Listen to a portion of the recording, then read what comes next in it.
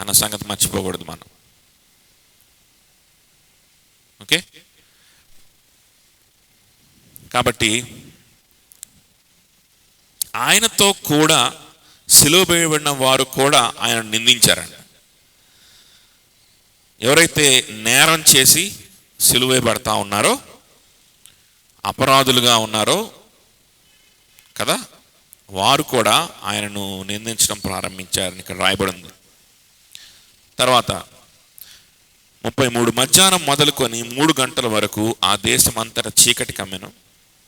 3 గంటలకు యేసు ఎలోయి ఎలోయి లామా సబక్తాని అని బిగ్గరగా కేక వేసెను. ఆ మాటలకు నా దేవా నా దేవా నన్ను ఎందుకు చేయి విడిచితివి అని అర్థము.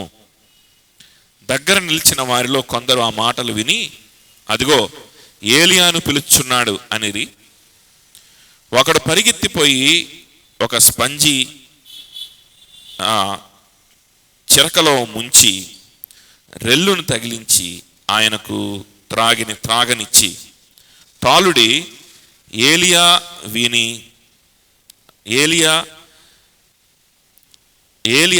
వీని దింపవచ్చునేమో చూతుము అనెను. అంతటా యేసు గొప్ప కేక వేసి ప్రాణం విడిచాను. సరే, ఈ 37వ వచనం నుంచి తర్వాత చూద్దాము. అక్కడ ఏం జరుగుతూ ఉంది అని అంటే, ఆయన ఈ నా దేవా నా దేవా నన్ను ఎందుకు చేయి విడిచితివి అని అర్థం వచ్చేటువంటి మాటలు మాట్లాడుతూ ఉన్నాడు.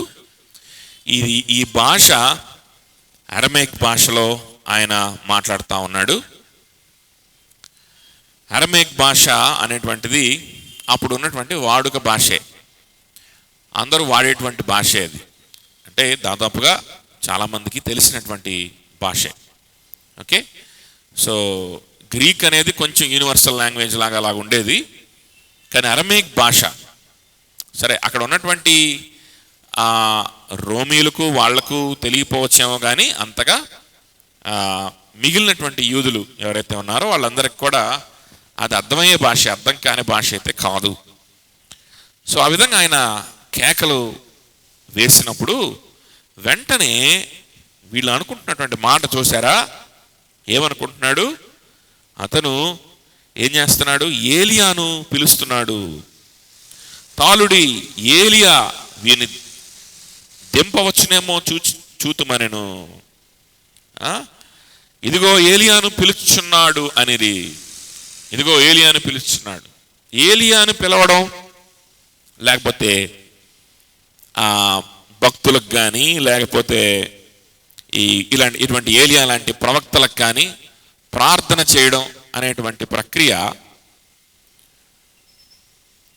ఆ కాలంలో ఎక్స్పెషల్లీ యూదుల మధ్యలో, అంటే ఏలియా వస్తున్నాడు అంటున్నారంటే ఖచ్చితంగా వీళ్ళు యూదులు అయి ఉండాలి కదా. సో వాళ్ళకే తెలుసు ఏలియా మరణించలేదు, ఆయన కొనిపోబడ్డాడు. అనేక మార్లు ఏలియా మళ్ళా తిరిగి వస్తాడని ఎదురు చూసేటువంటి పద్ధతి యూదుల మధ్యలోనే ఉంది. వెంటనే ఏలియా వస్తాడేమో, ఏలియాని పిలుస్తున్నాడు అంటున్నారంటే వాళ్ళు యూదులు అయి ఉండాలి. సో ఈ యూదులైనటువంటి వాళ్ళు, అరమేక్ భాష బాగా తెలిసినటువంటి వాళ్ళు అంటున్న మాట ఏంటి అని అంటే, చూద్దాం ఏలియా వచ్చి దింపుతాడేమో. ఇంకొక విషయం ఏంటో తెలుసా, ఆయన ఏలియాను పిలుచుచున్నాడు అనేది అది పిలవడమే కావచ్చు, ప్రార్థన చేయడమే కావచ్చు, ఇంకోటే కావచ్చు. ఒక భక్తుడిని లేకపోతే ఒక ప్రవక్తని వేడుకోవడం కానీ, ప్రార్థన చేయడం కానీ, పిలవడం కానీ, ఈ ప్రక్రియకి ఆ కాలంలో ఒక పేరుంది. ఆ పేరేంటో తెలుసా? సింపుల్గా విగ్రహారాధన. అది కూడా యూదుల మధ్యలో భయంకరమైనటువంటి పాపం, అసహ్యకరమైనటువంటి అంటరాని పాపం అన్నమాట అది. ఈ విగ్రహారాధన చేస్తున్నారనే ఈ విగ్రహారాధన అనేటువంటిది ఎంత అసహించుకుంటారు అని అంటే, ఆ విగ్రహారాధనలో ఉండే వాళ్ళని ఆల్మోస్ట్ అంటరాని వారిగా పరిగణించేటువంటి పరిస్థితి అన్నమాట. ఇక్కడ ఆయన ఆ విధంగా కేకలు వేస్తా ఉంటే వెంటనే వాళ్ళకు వచ్చినటువంటి ఆలోచన కాదు, వాళ్ళకి ఆలోచన ఎందుకు వస్తుంది? ఆలోచన రాదు, వాళ్ళకి స్పష్టంగా అర్థమవుతుంది. వారి భాషలో మాట్లాడుతున్నాడు, యూదులు వాడుక భాషే. This is Aramaic. నా దేవా నా దేవా నన్ను ఎలా చేయి విడిచావు. స్పష్టంగా వర్డ్ టు వర్డ్ వాళ్ళకి అర్థమయ్యింది. కానీ ఇక్కడ ఈ విధంగా ఎందుకు స్పందిస్తున్నారు తెలుసా? ఈ విధంగా ఎందుకు మాట్లాడుతున్నారు తెలుసా? కేవలము ఆయన అపరాధులతో ఒకడుగా ఎంచబడ్డాడు. కేవలము తన తండ్రి ఆయనను నలుగగొట్టడం తన తండ్రికి ఇష్టమైనది. శాపగ్రస్తులతో ఒకడిగా, శాపగ్రస్తుడిగా, శాపముగా ఆయనని వ్రేలాడదీయాలని తన తండ్రి చిత్తం. కాబట్టి ఇదొక్కటే రీజన్ మనం చెప్పగలిగిన reason. This is the only reason we can give for the behaviour of those people there. ఆ అవమానము దయ్యం పట్టిన వాడు అని ఆల్రెడీగా మాట్లాడారు, దైవ దూషకుడు అని ఆల్రెడీగా మాట్లాడారు. ఇప్పుడు ఒక విగ్రహారాధికుడికి ఇచ్చేటువంటి పరిస్థితి, స్థానం కూడా ఆయనకి ఇవ్వడానికి వారు సిద్ధపడ్డారు. ఇగో ఏలియాని పిలుస్తున్నాడు. ఇప్పుడు ఏలియా వస్తాడేమో చూద్దాం. ఏలియా వచ్చి ఆయనను దింపుతాడేమో చూద్దాం. చరిత్రలో ఎక్కడ కూడా ఏ యూదుడు కూడా ఎప్పుడూ కూడా ఒక ప్రవక్తని పిలిచినట్లుగా పిలవంగానే ఆ ప్రవక్త చచ్చిపోయిన ప్రవక్త అడు కూడా, అంటే లేకపోతే చచ్చిపోయిన ప్రవక్త కానీ పోయిన ప్రవక్త కానీ మళ్ళా తిరిగి వచ్చినట్టుగా ఎక్కడా లేదు. ఒక సౌలు రాజు మాత్రం పిశాచి దగ్గరికి వెళ్ళాడు కదా. సో నెక్రోమాన్సీ అనేటువంటిది భయంకరమైనటువంటి క్షుద్ర పూజ, దేవుడు అసహించుకునేటువంటి ధర్మశాస్త్రంలో అసహ్యకరమైనటువంటిది. సరే, ఏలియా చనిపోలేదు కదా అంటారేమో, ఏలియా కొనిపోబడ్డాడు కదా అంటారేమో. సరే, ఈవెన్ దెన్ ఒక ప్రవక్తని పేరు పెట్టి కేక వేయడం, ఆ ప్రవక్త వచ్చి కాపాడడం అనేటువంటిది ఎక్కడా లేదు చరిత్రలో. That is nothing but pure Idol worship in the eyes of a జ్యూ. It is nothing but a pure transgression in the eyes of a Jew. మనం ఆల్రెడీగా లాస్ట్ వీక్ మాట్లాడుకున్నాం. ఆయన మన కొరకు పాపముగా చేయబడ్డాడు. కాబట్టి ఆయన ఏం చేసినా అది అతిక్రమంలా కనిపిస్తుంది మనిషికి. మనిషికే కాదు, ఎవరికైనా. ఆయన ఏమి చేసినా అది అసహ్యకరమైనటువంటి, జుగుప్సాకరమైనటువంటి, భయంకరమైనటువంటి పనిలాగా, మాటలాగా కనిపిస్తుంది. ఆయన వేదన పడుతుంటే, ఆయన అవమానం పొందుతూ, వేదన పడుతూ, సిలువలో నొప్పిని భరించలేక దాన్ని భరిస్తూ ఉంటే, ఆ సమయంలో వీళ్ళు ఏం మాట్లాడుతున్నారు? నువ్వు ఇశ్రాయేలు రాజు కదా, నువ్వు ఇక దిగొచ్చు, నీ శక్తిని ఉపయోగించు, మేము నమ్ముతాం. నీ మీద నమ్మిక కలుగు చేసుకోలేకపోతున్నావు కాబట్టి అది నీ తప్పు. చూడండి, నమ్మకం వాళ్ళ హృదయంలో ఏం కలగట్లేదు? విశ్వాసం కలగట్లే. మా హృదయంలో విశ్వాసం కలగకపోవడం కూడా ఎవరు తప్పు? నీ తప్పే. కలిగించు విశ్వాసం, కలిగించు విశ్వాసం. అఫ్ కోర్స్ విశ్వాసం కలిగించవలసింది ప్రభువే, దేవుడే, పరిశుద్ధాత్ముడే. మనం ఒప్పించవలసింది ఆయనే, మనల్ని సత్యంలోకి నడిపించవలసింది ఆయనే. ఆయన నడిపించకపోతే మనం నడవలేం. మన పాపముల చేత చచ్చిన స్థితిలో మనం ఉన్నాం. మన హృదయాన్ని మార్చి దాన్ని జీవింపజేసి తన కుమారుడి మీద విశ్వాసం ఉంచేలాగా చేయాల్సింది ఆయన. దేవుని కృప లేనిదే మన విశ్వాసం ఉంచలేము. కరెక్టే. అలాగని విశ్వాసం ఉంచేలాగా చేయడం దేవుని బాధ్యత కానే కాదు. విశ్వాసం ఉంచడం మన బాధ్యత. Keeping faith is our responsibility. Keeping faith is our responsibility. After you have kept your faith in God, in Jesus. యేసు క్రీస్తు మీద మన విశ్వాసం ఉంచిన తర్వాత నువ్వు ఎలా విశ్వాసం ఉంచావు అని అంటే దేవుని కృప ద్వారా అనే చెప్పాలి. అంతే. ఇదెక్కడ అన్యాయం అని మీరు అడుగుతారేమో. ఇదెక్కడ అన్యాయం అని మీరు అడుగుతారేమో. ఇది అన్యాయం అయితే మరి యేసు క్రీస్తుకు సృష్టికర్త అయినటువంటి పరలోకపు అయినటువంటి ప్రభువుకి జరుగుతున్నటువంటి ఈ పరిణామాలు న్యాయమా?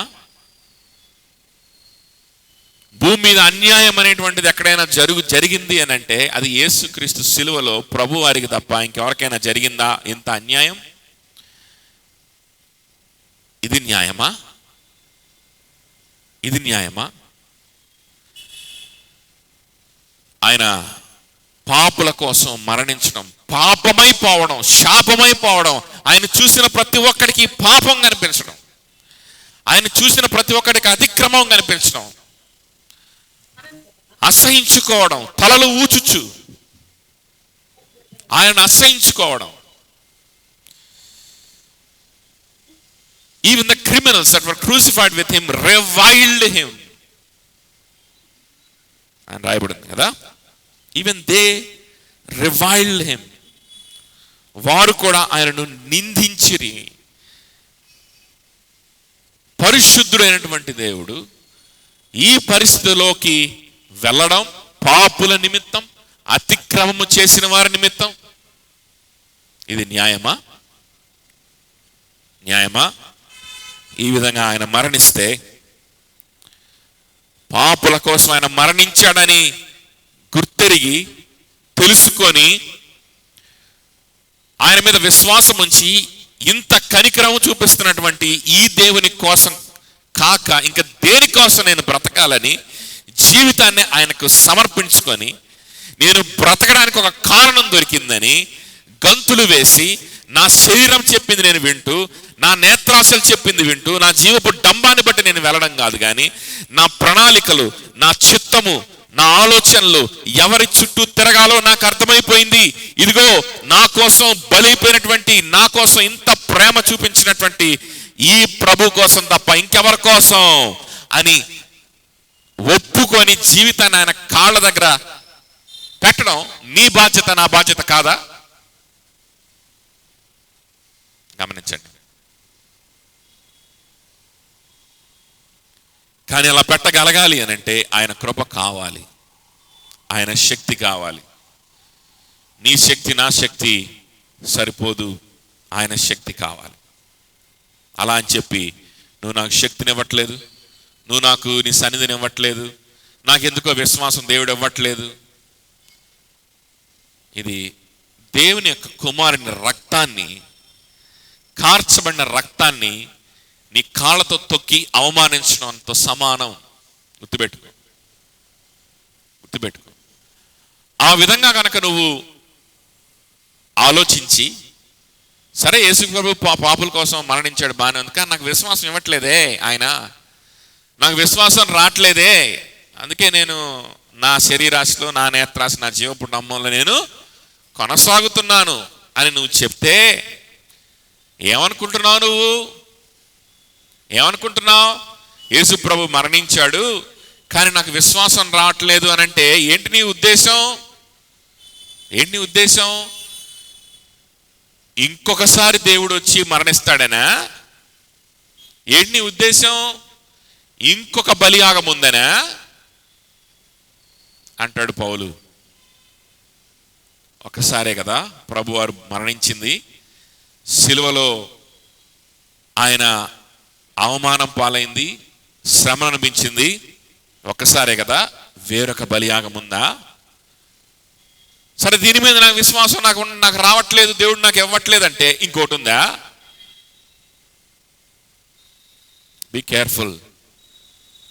It is your responsibility to give your life to him, to keep faith on him and to give your life to him.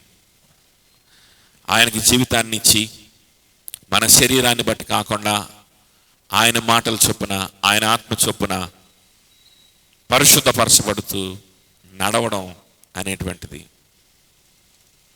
నాకు బలహీనత అండి, నేను పాపంలో పడిపోతున్నాను, నా వల్ల కావట్లేదు.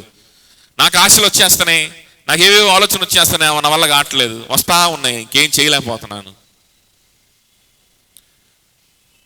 అరే యేసు ప్రభు నీ కోసం మరణించాడు, ఆ పాపం కోసమే మరణించాడు. నీ జీవితాన్ని ఆయనకి ఇవ్వు, నీ సమయాన్ని ఇవ్వు. సరే, నీలో కొన్ని బలహీనతలు ఉన్నాయి, బాగానే ఉంది, నువ్వు బలహీనతను అధిగమించలేకపోతున్నావు, ఓకే, ఐ కెన్ అండర్స్టాండ్. కొన్ని వ్యసనాలు ఉన్నాయి, నువ్వు వాటిని అధిగమించలేకపోతున్నావు. ఎప్పటి నుంచో అలవాటు అయిపోయినటువంటి క్రియలు ఉన్నాయి, అధిగమించడం కష్టమవుతుంది. Yes, it is understandable. Understand చేసుకోవచ్చు, అర్థం చేసుకోవచ్చు. అందుకనే దేవుడు ఆయన ఆత్మనే నీలో నివసింపజేసి ఆయన సంఘములో నిన్ను నిలబెట్టుకొని, తన బిడ్డల యొక్క సమూహంలో నిన్ను నిలబెట్టుకొని, నీకు ఒక ఎంటైర్లీ డిఫరెంట్ ఐడెంటిటీని ఇచ్చి, రాజులైన యాజక సమూహంగా నిన్ను చేసి, ఆయన ఆత్మనిచ్చి, ఆయన ఆత్మ సన్నిధినిచ్చి, సమయోచితమైన సహాయాన్నిచ్చి, తన వాక్యం ద్వారా, తన ఆత్మ ద్వారా నిన్ను పరిశుద్ధపరచుకోవడానికి, నీ బలహీనతల నుంచి నిన్ను బయటికి తేడానికి ఆయన సిద్ధంగా ఉన్నాడు బాబు. అంటే లేదు, నా బలహీనతల నుంచి నేను బయటికి రాలేకపోతున్నా, ఈ ఆలోచనల నుంచి నేను బయటికి రాలేకపోతున్నా, అలా అని చెప్పి ఆయనకి జీవితాన్ని ఇచ్చి, ఆయన పిల్లల యొక్క సహవాసాన్ని, సంఘాన్ని ఆశ్రయించావా? ఆశ్రయించలా. ప్రభు బిడ్డల సహవాసానికి విలువిస్తున్నావా? ఆశ్రయిస్తున్నావా? సహాయం కోరుకుంటున్నావా? వాక్యం ధ్యానిస్తున్నావా?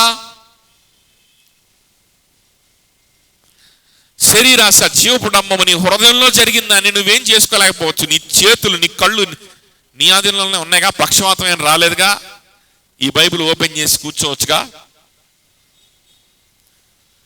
కాళ్ళు చేతులు బాగానే పనిచేస్తున్నాయిగా, నడుచుకుంటా దేవుని సహవాసానికి వచ్చి, దేవుని బిడ్డల సహవాసంలో కూర్చొని వారితో కలిసి ఆరాధన చేయొచ్చుగా, నోరేం పడిపోలేదుగా, ఎవరికొకరికి ఫోన్ చేసి సహోదరుడు నా పరిస్థితి ఈ విధంగా ఉందని సహాయం కోసం వేడుకోవచ్చుగా, ప్రార్థన సహాయం కోసం అడగొచ్చుగా, అడగకూడదా? అడగొచ్చు. పక్షవాతం రాలేదు కదా, వెంటిలేటర్ వేయలేదు, గొంతులో ట్యూబ్ వేయలేదు కదా ఇంకా.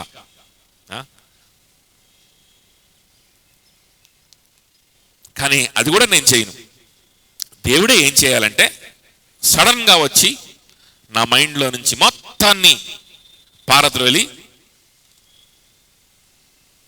నన్ను ఆయన గురించే ఆలోచించేలాగా చేసి, పరలోకం గురించే నిరీక్షణతో నన్ను నింపి, ఇంకా పరలోకం గురించే ఆలోచనలు నాలో ఇంజెక్ట్ చేసేసి వెళ్ళిపోవాలి. అది ఆయన బాధ్యత. ఆయన బాధ్యత సరిగ్గా నెరవేర్చలేకపోతున్నాడు కాబట్టి నేను ఇంకా నా ఇష్టానుసారమైన బ్రతుకులో ఉన్నా, నా లోకానుసారమైన బ్రతుకులో నేనున్నా. ఏమనుకుంటున్నావు? వేరొక బలియాగం ఉందా? ఇదొక్కటే బలియాగం. ఆ బలియాగం నీ జీవితంలో అర్థవంతంగా ఉండాలంటే నువ్వు విశ్వాసం ఉంచడం ఒక్కటే. ఆ బలియాగం నీ కోసమని, ఆ బలియాగం ద్వారా దేవుడు నీకు ఇచ్చినటువంటి బహుమానాలు ఏంటని, గిఫ్ట్స్ ఏంటని నీకు అర్థం అవ్వాలంటే ఒకటే మార్గం, విశ్వాసం ఉంచడం. అది నీ బాధ్యత, అది నీ బాధ్యత. ఇక్కడ ఏమంటా ఉన్నారంటే లెట్ హిమ్ డూ, ఆయన్ని ప్రార్థన చేయనివ్వు. అందుకని ఒక స్పంజీలో చిరకను ముంచి దాన్ని అందిస్తున్నారనమాట. కొంచెం పెయిన్ రిలీవ్ చేయడానికి, కొంచెం ఆయుష్ని పెంచుదాం, ఇంకొంత ప్రొలాంగ్ చేద్దాం టైంని, so that we can enjoy the show, we can enjoy the mockery. ఆయన అపహాసం చేయడం, నవ్వుకోవడం. అదిగో రోయ్ ఏలియా అని పిలుస్తున్నట్టున్నాడు. వాళ్ళకి అర్థమవుతుంది, పిలుస్తుంది తన తండ్రిని, ప్రార్థిస్తుంది తన తండ్రికని. నన్ను ఎలా చేయి విడిచితివి అని ప్రార్థిస్తున్నాడని, ఈ మాటలు ప్రవచనాత్మకంగా కీర్తనకారుడి నోట్లో నుంచి వచ్చినటువంటి విషయాలని అర్థమవుతుంది. కానీ విశ్వాసం ఉంచలేకపోతా ఉన్నారు. ఆ విశ్వాసం ఉంచలేకపోయేదానికి కారణం ఎవరంట? యేసుప్రభువేనంట. ఎందుకు? ఆయన అద్భుత కార్యం చేసి సూచన చూపిస్తే కదా మేము విశ్వసించేది. Is not obligated for anything. మనకి ఏది చేయడానికి కూడా ఆయన ఆబ్లిగేషన్లో లేడన్న సంగతి మనం మర్చిపోకూడదు. సో ప్రభువారు అక్కడ ఊపిరి విడిచినట్లుగా మనం చూస్తున్నాం. ఏలా నా చెయ్యి విడిచితివి అని తండ్రికి మొరపెట్టుకున్నటువంటి కుమారుణ్ణి మనం చూసాం కదా. ఆయనకు అప్పగించిన పని ఆయన జరిగిస్తా ఉన్నాడు. మానవులకు కావలసినటువంటి విమోచన, అనేకులకు కావలసినటువంటి విమోచన క్రయదానాన్ని ఆయన చెల్లించే పనిలో ఉన్నాడు, దాన్ని ముగించే పనిలో ఉన్నాడు, సంపూర్ణంగా ముగించే పనిలో ఉన్నాడు. ఆయన మరణం, ఇన్ఫ్యాక్ట్ ఆయన మరణం, ఆయన కార్చినటువంటి రక్తం, ఆయన పడినటువంటి వేదన ఈ ప్రపంచంలో ఉన్న ప్రతి ఒక్కరి పాపాన్ని క్షమించడానికి, ఈ ప్రపంచంలో పుట్టబోయేటువంటి ప్రతి ఒక్కరి పాపాన్ని క్షమించడానికి, ప్రతి ఒక్కరిని నీతిమంతులుగా తీర్చడానికి సరిపోయిన యాగం అది. It is sufficient to blot out the sins of every human being that is going to be on the earth. Every human being. శక్తివంతమైన, అంత శక్తివంతమైనటువంటి క్రియ అక్కడ జరుగుతుంది. It is sufficient. సమస్త మానవుల్ని రక్షించడానికి శక్తి కలిగినటువంటి కార్యం అక్కడ ఆయన జరిగిస్తున్నాడు. కానీ దాన్ని సద్వినియోగం చేసుకునేది కొంతమంది.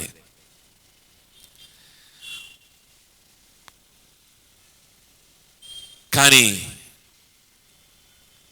ఆయన సంఘం కోసం ఆయన ప్రాణం పెట్టాడు. ఆయన అంగీకరించి ఆయన సంఘం కోసం ఆయన ప్రాణం పెట్టాడు. తన ప్రాణాన్ని ఆయన పెట్టింది వారి కోసం. ఇతరులు ఏం మాట్లాడుకున్నా ఆయనకు అవసరం లేదు. తన క్రియను, తండ్రి అప్పగించిన క్రియను ఆయన ముగిస్తా ఉన్నాడు. But it is sufficient for the whole world. ఆయన బలియాగం, it is sufficient to blot out the transgressions of the whole world. It is such a powerful thing. It is an eternal event that is going on there. అక్కడ జరుగుతున్న ఒక నిత్యత్వానికి సంబంధించినటువంటి కార్యం, నిత్యత్వానికి సంబంధించిన కార్యం అది. అది టైంకి సంబంధించింది కాదు. What's going on in Calvary, it doesn't belong to that. It doesn't belong to time. It is beyond the dimension of time. It is outside the dimension of time. It belongs to the eternity. మిగిలినటువంటి గాస్పల్స్లో మనం గనక correlate చేసుకుంటే ఇక్కడ ఏమని రాయబడింది అని అంటే, మధ్యాహ్నము మొదలుకొని 3 గంటల వరకు ఆ దేశం అంతటా ఏం కమ్మింది? చీకటి కమ్మింది. యోవేలు గ్రంథంలో మనం ఇదే చూస్తాం.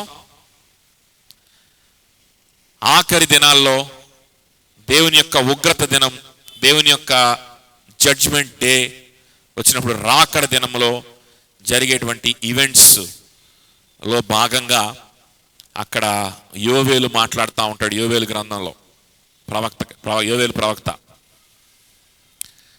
భూమి చీకటి కమ్ముకుంటుంది, వెలుగు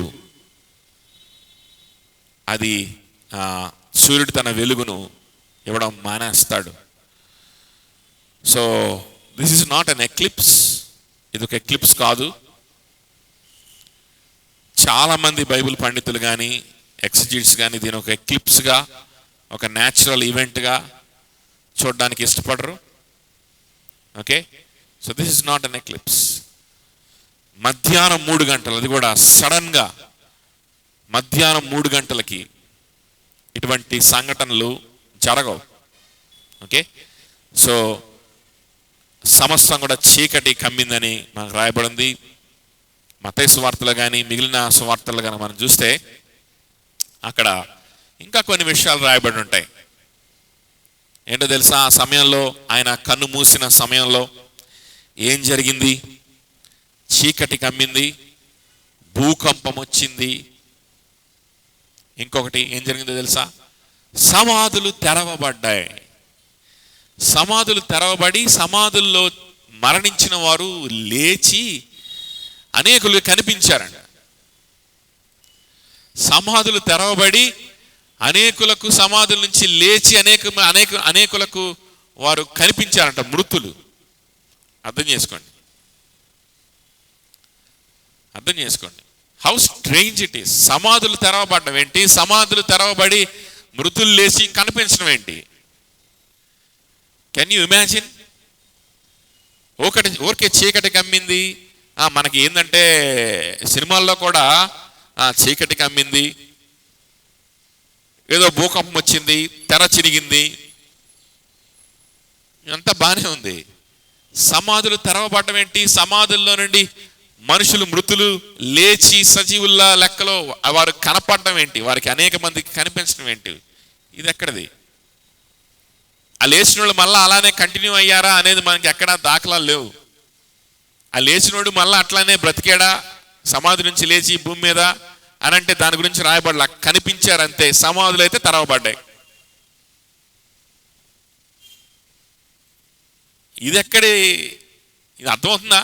can you imagine? This event which is going on right now in Calvary is not an event in time.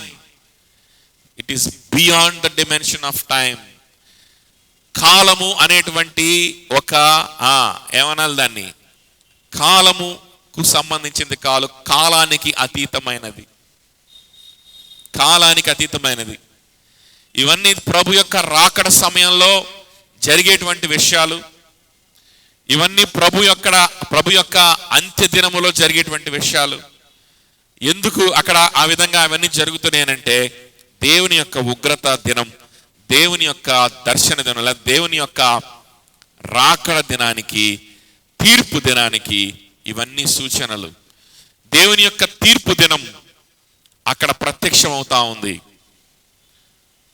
ఇది ఇటర్నిటీలో. So this is Calvary and that is the time and that is the place where time and eternity are meeting each other.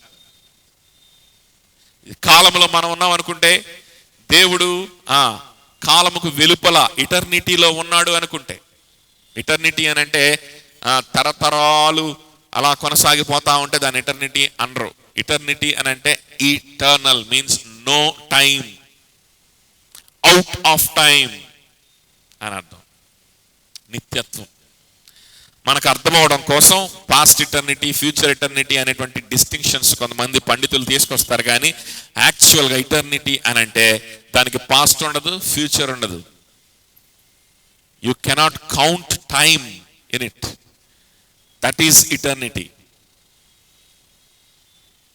అర్థమవుతుందా? Time count అవ్వదు, టైంని count చేయలేము. అది నిత్యత్వం.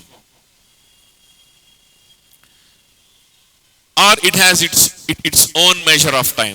లేకపోతే దాని సొంత మెజర్ ఆఫ్ టైం ఉంటుంది. ఇక్కడ ఉన్నటువంటి టైం వేరు, అక్కడ ఉన్నటువంటి టైము వేరంటే అమెరికాలో ఇండియాలో టైంలో లాగా టైం డిఫరెన్స్ గురించి కాదు నేను మాట్లాడుతుంది. ఇక్కడ ఉన్నటువంటి ఈ మెజరింగ్ సిస్టమ్ వేరు, అక్కడ ఉన్న మెజరింగ్ సిస్టమ్ వేరు. అదేంటో మనకు తెలియదు. We don't know, but it is entirely different to this dimension. It's entirely different. Golgotha is a point and this is the time. ఆ గడియ where time and eternity are meeting each other. God's presence is very much there. Father's presence is very much there. తండ్రి యొక్క సన్నిధి కూడా బలంగా మెండుగా అక్కడ ఉంది. నిత్యత్వమే అక్కడ ఉంది. నిత్యత్వమే అక్కడ ఉంది. కాబట్టి సమయము తారుమారైపోయింది. ఫాస్ట్ ఫార్వర్డ్లో ఎప్పుడో జరగాల్సినటువంటి, ఫ్యూచర్లో జరగాల్సినటువంటి ఈవెంట్స్ అక్కడ కనిపిస్తూ ఉన్నాయి. చీకటి కమ్ముతా ఉంది, భూకంపం వస్తూ ఉన్నాయి. అంచె దినాన జరగవలసినటువంటి రిజరక్షన్ ఆఫ్ ద డెడ్, మృతుల పునరుద్ధానం అక్కడ కనిపిస్తూ ఉంది. అర్థమవుతుందా చెప్పింది? It is the judgement day. It is the judgement day. ఆ దినాన, ఆ జడ్జ్మెంట్ డే రేపొద్దున వచ్చిన తర్వాత, when again the eternity meets time, somewhere in the future, again the eternity meets time. అందుకని చాలా ప్రవచనాలు లేకపోతే కొన్ని విషయాలు కూడా మనకి ఇంటర్ప్రిట్ చేయడం కొంచెం కష్టమవుతూ ఉంటుంది. అది ఫస్ట్ సెంచరీలో జరిగిందా, లేకపోతే జరగబోయేదా, లేకపోతే ఆల్రెడీ ఎప్పుడో జరిగిందా, లేకపోతే మధ్యలో జరిగిందా అని చాలా మంది సతమతం అవుతూ ఉంటారు. కానీ చూడండి, this is eternity. God is an eternal God. His plans are eternal plans.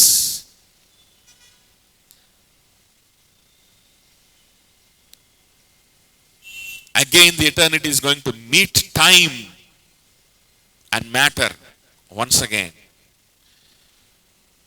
and that is at the second coming of our Lord. మన దేవుని యొక్క, మన ప్రభు యొక్క రెండవ రాకడ సమయంలో తీర్పు తీర్చడానికి రాజాది రాజుగా, రాజులకు రాజుగా, ప్రభువులకు ప్రభుగా ఆయన వచ్చేటువంటి సమయంలో, ఆ సమయంలో మరలా eternity is going to meet time. ఆ దినాన యేసుక్రీస్తు మీద విశ్వాసం ఉంచి, యేసుక్రీస్తు కొరకు బ్రతికి, ఆయనలో బ్రతుకుతూ, ఆయన కొరకు బ్రతుకుతూ ఉన్నటువంటి సంఘము ఆ దినాన్ని చూచినప్పుడు, ఆ రోజున ఆయన ఉగ్ర రూపములో, ఆయన తీర్పరిగా, రాజులకు రాజుగా ఆయన వచ్చినటువంటి ఆ దినాన అనేకులు గుండెలు బాదుకుంటా చూచినటువంటి ఆ దినాన, అనేకులు పళ్ళు కొరుకుతూ భయపడుతూ చూసినటువంటి ఆ దినంలో, ప్రకటన గ్రంథం, ఆ రోజున దేవుని సంఘము ఆయనను చూస్తుందంట. కనులారా దేవుని సంఘము చూస్తుంది. మృతమైపోయినటువంటి దేవుని బిడ్డలు లేపబడతా ఉంటారు, వారు చూస్తూ ఉంటారు. ఆ రోజున ఈ రెండు సీన్స్ అక్కడ కనిపిస్తాయి. ఈ రెండు సీన్స్ కనిపిస్తాయి. మళ్ళీ చెప్తున్నా, ఇది టైంలో మనం మెజర్ చేయలేం. రెండు కనిపిస్తాయి. గోల్గోతాలో ఏం కనిపించింది? రెండు కనిపించినాయా లేదా? Crucifixion of Jesus Christ and the judgement day, రెండు కనిపించినాయా లేదా? ఆ రోజు కూడా రెండు కనిపిస్తాయి. యేసుక్రీస్తు సిలువ వేయబడేటువంటి దృశ్యం, ఇక్కడ ప్రత్యక్షంగా జరుగుతున్నటువంటి తీర్పు దినం, రెండు దృశ్యాలు కనిపిస్తాయి. రెండు దృశ్యాలు కనిపిస్తాయి. ఆయన మేఘారూఢుడై వస్తాడు. రెండు కనిపిస్తాయి. అప్పుడు అర్థమవుతుంది, ప్రభువా, పాపుల కోసం, పాపులకు రావాల్సినటువంటి భయంకరమైనటువంటి నరక శిక్షని ఆ రోజు గోల్గోతాలో, ఆ సిలువలో, ఇదిగో ఈ ఉగ్రతంతా కూడా నీ కుమారుని మీద పడిందా, నీ మీద పడిందా, నా మీదకి రావాల్సినటువంటి ఈ కోపపు చూపు నీ మీద పడింది ప్రభువా అని రక్షింపబడిన వారైతే ఆయనను చూచి స్తుతిస్తారు. రక్షింపబడని వారైతే పళ్ళు కొరుక్కొని గుండెలు బాదుకుంటారు.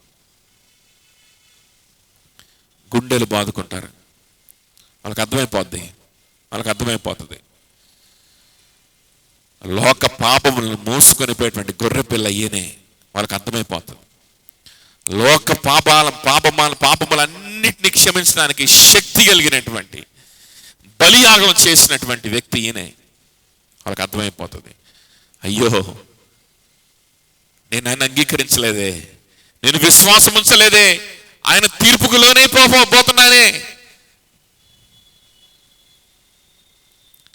ఆయన నరక శిక్షలకు నేను ప్రవేశించబోతున్నానే. అదిగో ఆ సంఘము ఆయనతో కూడా పరలోక రాజ్యానికి వెళ్తున్నటువంటి ఆ సంఘములో నేను లేనే అని గుండెలు బాదుకునేటువంటి పరిస్థితి. ఆ రోజున ప్రతి మోకాలు ఆయనకు వంగి, ప్రతి నాలుక ఒప్పుకునేటువంటి రోజు అది. కానీ ఇట్స్ టూ లేట్ కదా, it is too late for them but for the church. కానీ సంఘానికి అది పండుగ దినం, సంఘానికి అది ఆరాధన దినం, సంఘానికి it is the rapture, it is a rapture to the church. ఆయన కొనిపోయేటువంటి సమయం. ఇదిగో ఈ ఉగ్రతే కదా, ఈ జడ్జ్మెంటే కదా ఆ రోజున గోల్గోతా అలా జరిగింది అని ఊహించుకొని, కన్నులారా చూచి, ఆ గోల్గోతాని చూచి, ఆ ఉగ్రతని చూచి, ప్రభా ఎంత కనికరం ప్రభా. మన విశ్వాసులమే, ప్రభు కోసం బ్రతికిన వాళ్ళమైనా కావచ్చు, ప్రభు కోసం బాగా జీవితమంతా ఆయన సిలువ గురించి ప్రకటించి ప్రసంగాలు చేసి గొప్ప గొప్ప సేవ చేసినటువంటి గొప్ప సేవకుడైనా కావచ్చు, బిల్లీ గ్రహం గారు లాంటి వాళ్ళు, ఆర్సిస్ ప్రోల్ లాంటి వాళ్ళు, ఎవరైనా కావచ్చు, ఆ రోజు ఆయన చూసి ప్రభా ఇంత గొప్ప కార్యం నువ్వు చేసింది ఆ సిలువలో, ఆ సిలువలో జరిగినటువంటి కార్యాన్ని గురించి 1% కూడా నేను వివరించలేదు ప్రభా, 1% కూడా నాకు అర్థం కాలేదు అందులో ఎంత లోతుందో అని సంతోషంతో నింపబడి కేవలము విశ్వాసము నీ మీద ఉంచగా నన్ను నీ బిడ్డగా చేసుకున్నావని సంతోషంతో ఆ రోజున కొనిపోబడతారు దేవుని ప్రజలు, దేవుని సంఘం.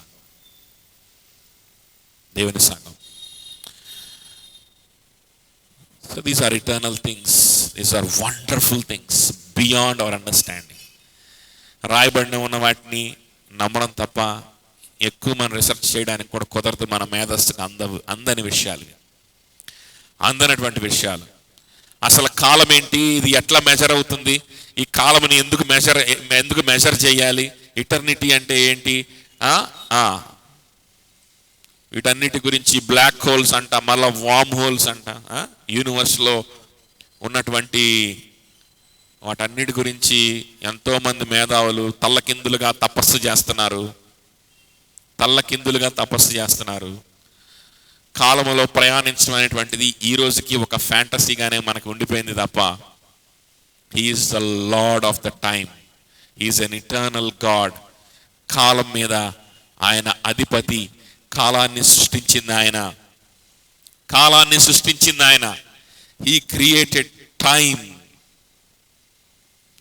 సూర్యుడిని చంద్రుడిని సృష్టించడం ఒక ఎత్తు అయితే, సూర్యాస్తమయం సూర్యోదయము సృష్టించడం ఒక ఎత్తు అయితే, ప్లానెట్స్ సృష్టించడం ఒక ఎత్తు అయితే, హీ క్రియేటెడ్ టైం.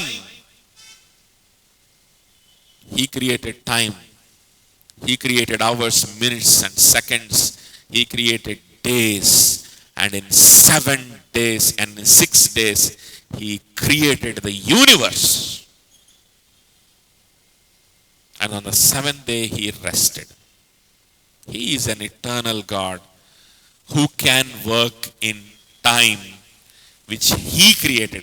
ఆయన సృష్టించినటువంటి కాలములో పని చేయడానికి సమర్థుడైనటువంటి దేవుడు ఆయన, కాలానికి అతీతుడైనటువంటి దేవుడు. So this is what we are waiting for. That is the day we are waiting for. That is what happened on Calvary. అంత గొప్ప దేవుడు అక్కడ ఉంటే నాకు విశ్వాసం కలిగించు, నాకు అది చెయ్యి, నాకు ఇది చెయ్యి, నాకు సూచన ఇవ్వు, లేకపోతే అది మార్చు, ఇది మార్చు, అప్పుడు చూద్దాం అని అనడానికి మనకి ఎంత ధైర్యం. ఆ విధంగా ఆయనతో సంభాషణ చేయడానికి మనకి ఎంత ధైర్యం. ఆ సిలువ దగ్గర ఉన్నటువంటి ఆ భయంకరులు చేసేటువంటి దానికి, మనం చేసేటువంటి దానికి, మన ఆలోచనలకు తేడా ఉందా లేదా ఒకసారి మనమే ఆలోచన చేసుకుందాం. గుండెలు బాదుకోవాల్సి వస్తుందేమో. మనం క్రైస్తవులు అని అనుకుంటా ఉంటాం, కానీ ఆ రోజు వచ్చినప్పుడు మనం ఏం చేయాల్సి వస్తుంది? గుండెలు బాదుకోవాల్సి వస్తుంది. అక్కడ ఈ మాటలు మాట్లాడుతున్న వీరందరూ భక్తులనే అనుకుంటున్నారు. వీళ్ళందరూ ఏమనుకుంటున్నారు తెలుసా? దేవునికి సేవ చేస్తున్నాం అనుకుంటున్నారు. దేవునికి సేవ చేస్తున్నాం, దేవుని పక్షాన్ని నిలబడి మేము ఉన్నాం కాబట్టి ఇతన్ని సిలువ వేస్తున్నాం, ఇతను శాపగ్రస్తుడు, ఈయన బ్లాస్ఫీమర్, ఇతని సిలువ వేస్తున్నాం, మేము దేవునికి సేవ చేస్తున్నామని వాళ్ళు అనుకుంటా ఉంటారు. చరిత్రలో చాలా మంది కూడా భక్తుల్ని చంపి, ప్రవక్తల్ని చంపి దేవునికి సేవ చేస్తున్నాం అని అనుకున్నటువంటి వాళ్ళు ఉన్నారు. ఆ విధమైనటువంటి వాళ్ళు ఉంటారని ప్రభువే తన శిష్యులకి చెప్పాడు. నువ్వు నేను ఆ జాబితాలో లేమని ఏంటి గ్యారెంటీ? చర్చికి వచ్చి కూర్చున్నావా అనే గ్యారంటీ? అదే గ్యారంటీ? నీకంటే నాకంటే పెద్ద పెద్ద కేథడ్రల్స్ లో కూర్చున్న వాళ్ళు, తెల్ల అంగీలు వేసుకొని మరి పెళ్లి చేసుకోకుండా సమర్పణతోటి గొప్ప గొప్ప త్యాగాలు చేసి గొప్ప గొప్ప సేవా కార్యక్రమాలు చేసినటువంటి వాళ్ళు భక్తుల్ని చంపి, ప్రవక్తల్ని చంపి, దేవుని వాక్యాన్ని మూసివేసి బంధించి నేను దేవునికి సేవ చేస్తున్నానని ఫీల్ అయిన వాళ్ళు చాలామంది ఉన్నారు.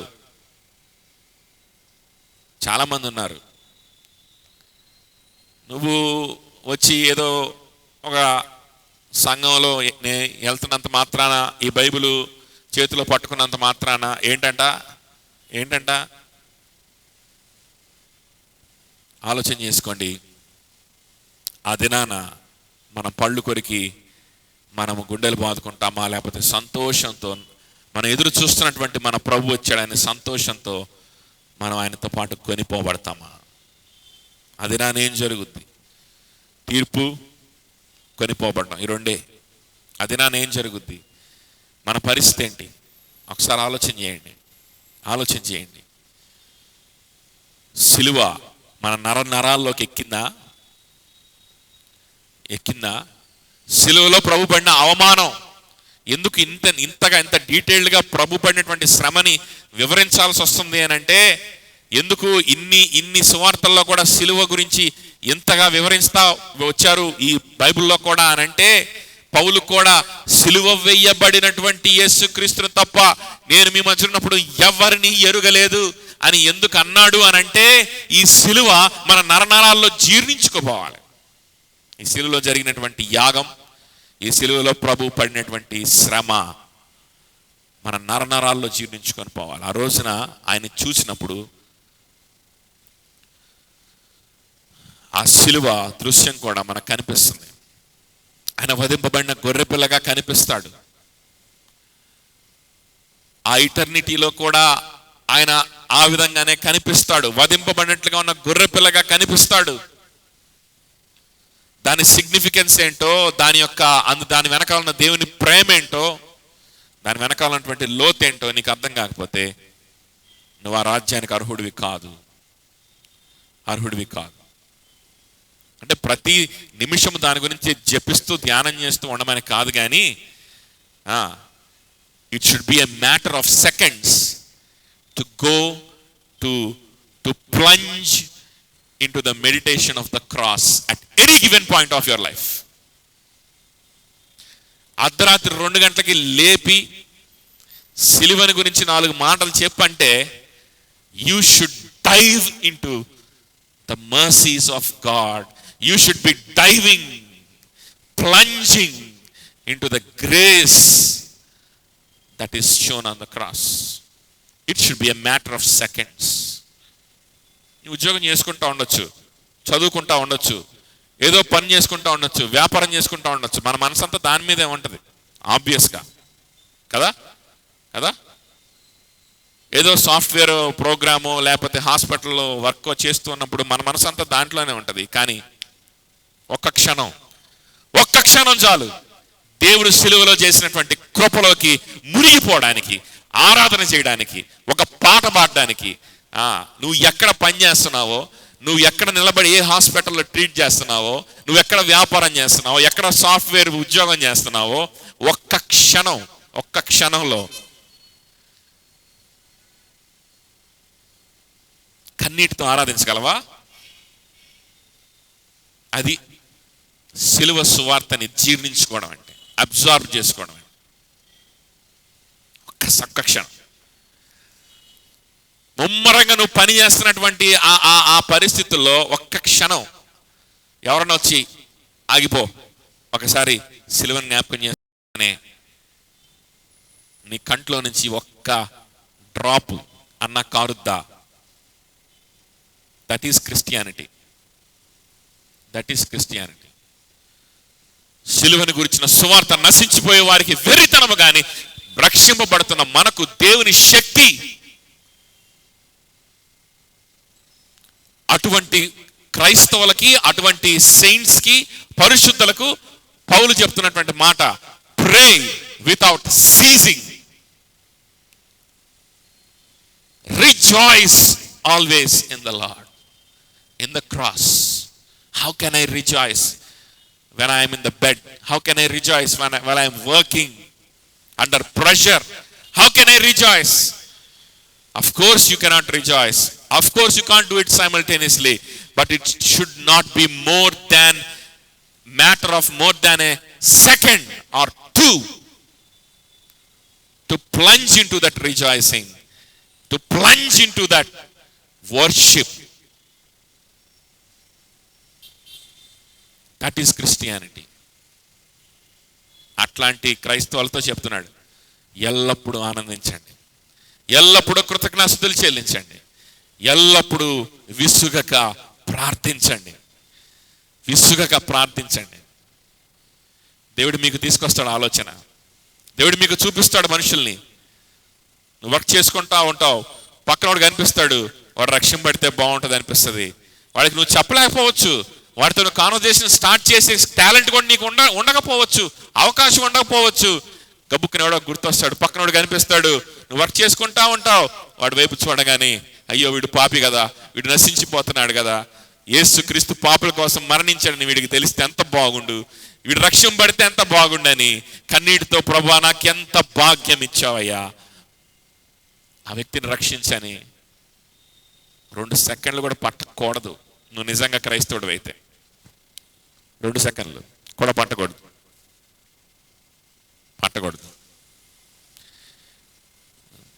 నేను ప్రార్థన చేసుకోలేకపోతున్నా, పోరాడుతున్నా, పెరుగులాడుతున్నా, 2 గంటలు 3 గంటలు కూర్చొని దిక్కులు చూస్తున్నా, మనసులో చెత్త చెదారం పెట్టుకుంటే అంతే ఉంటుంది పరిస్థితి. మనసులో చెత్త చెదారం పెట్టుకుంటే అంతే ఉంటుంది. అనవసరమైన లోకానుసారమైనటువంటి దుఃఖాలు, లోకానుసారమైనటువంటి ఐహిక విచారాలతో నింపబడితే ఇంతే ఉంటుంది. దేవుని శక్తి అయిన సువార్త, సిలువను గురించిన సువార్త ఉందని మనసులో లేదు కదా. మరి ఆ పరిస్థితిలో ఉండక ఏ పరిస్థితిలో ఉంటావు? దేవుని సన్నిధిని అనుభవించాలంటే 1 గంట కావాలి, 2 గంటలు కావాలి, 3 గంటలు కావాలి. అందులో 1.5 గంటల స్ట్రగులు, ఆఖరి 1/2 అవర్ ఆరాధన. అఫ్ కోర్స్ అలాంటి సిచ్యువేషన్స్ మనందరికీ వస్తాయి. అలా వచ్చినప్పుడు ఎంతసేపు అయినా సరే మనం స్పెండ్ చేసి దేవునికి దగ్గర అవి తీరాలి. కానీ ఎందుకు ఆ దుస్థితి? సిలువ నీ మనసులో లేకపోవడం వల్ల, సిలువని గురించిన సువార్త నీ మనసులోంచి ఎగిరిపోవడం వల్ల, దాని ప్లేస్లో ఏవేవో వచ్చేయడం వల్ల. అటువంటి వారి కోసమే ప్రభు వచ్చేది, గుర్తుపెట్టుకోండి. విడువక విసుగక ప్రార్థిస్తూ ఉన్న వారి కోసమే ప్రభు వచ్చేది. పాపంతో నువ్వు పెనుగులాడొచ్చు, బలహీనతలతో పెనుగులాడొచ్చు. కానీ ఆ బలహీనత కలిగినప్పుడు భయంకరమైన టెంప్టేషన్ కలిగినప్పుడు బిల్లీ గ్రహాం గారు ఆయన గురించి ఉన్నటువంటి ఈ విధంగా ఒక చోట చదవడం జరిగింది. అదేంటి అని అంటే, గొప్ప ప్రసంగాలు చేయడానికి వెళ్ళేటప్పుడే భయంకరమైనటువంటి పాపు తలంపులు వస్తాయంట. భయంకరమైన పాపు తలంపులు, అవి చెప్తే అసహించుకుంటారు మనుషులు. గొప్ప మంచి ప్రసంగాలు చేయడానికి వెళ్ళినప్పుడు వేల మంది ముందు నిలబడడానికి వెళ్ళబోయే ముందు టెంప్టేషన్, భయంకరమైన పాపపు తలంపులు. ఆ పాపపు తలంపులు రావడానికి ఎంత ఫ్రాక్షన్ ఆఫ్ సెకండ్ పడుతుందో ఆయన సిలువని జ్ఞాపకం చేసుకుని పశ్చాత్తాపడి ప్రభు కృపలో మునిగిపోవడానికి కూడా అంతకంటే తక్కువ టైం పడుతుంది. అది దైవజనుడు అంటే. టెంప్టేషనే లేనివాడు కాదు దైవజనుడు. అసలు పాపపు ఆలోచనలే రానివాడు కాదు దైవజనుడు అంటే. పాపపు ఆలోచన ఎంత క్విక్గా నీ లోపలికి ప్రవేశిస్తుందో అంతకంటే క్విక్గా దేవుని సన్నిధిని అనిపించి దేవుని సిలువని ధ్యానించి, అంటే అంత ఫ్రెష్గా ఉంటుంది అనమాట ఒక విశ్వాస మనసులో. సిలువని గురించిన సువార్త ఉందా? నా కోసం యేసయ్య వస్తాడని చెప్పగలవా నువ్వు? మళ్ళీ మనం పరీక్షించుకుందాం. అక్కడ ఉన్నటువంటి వ్యక్తుల వలె మనం ప్రభు రక్తాన్ని అవహేళన చేస్తున్నామేమో. నాకు విశ్వాసం రావట్లేదు, ఏది దిగు, నిరూపించు. ప్రార్థన చేసుకుందాం.